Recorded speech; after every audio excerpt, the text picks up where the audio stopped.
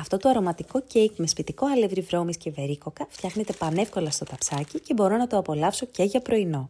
Όσο πρέπει γλυκό και πλούσιο σε φυτικές ίνες, υπόσχεται να κερδίσει μικρούς και μεγάλους. Το μυστικό για να έχει ευχάριστη υγρασία και μαλακή υφή είναι το βρώμη 3 σπόρι από τα φυτικά δέλτα, χωρίς προσθήκη ζάχαρης ή γλυκαντικών και με απολαυστική γεύση από τους σπόρους σουσάμι, ηλιόσπορο και κολοκυθόσπορο.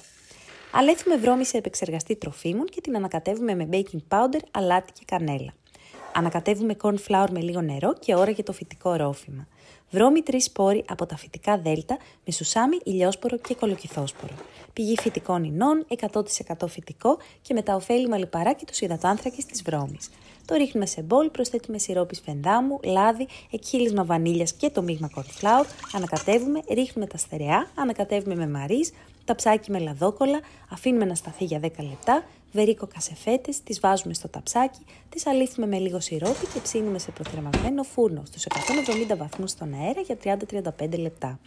Όσο περιμένω, φτιάχνω ένα κρύο καφεδάκι με φυτικό δέλτα βρώμη Fiber Plus με 0% ζάχαρη που είναι πηγή φυτικών ινών. Φανταστικό!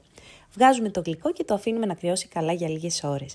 Εδώ μην περιμένεις καθαρά κομμάτια, το κέικ με αλεύρι βρώμης είναι πιο τριφτό από τα κλασικά, όμως είναι μαλακό, φτιαγμένο με υλικά πρωινού και αναπάντεχα απολαυστικό.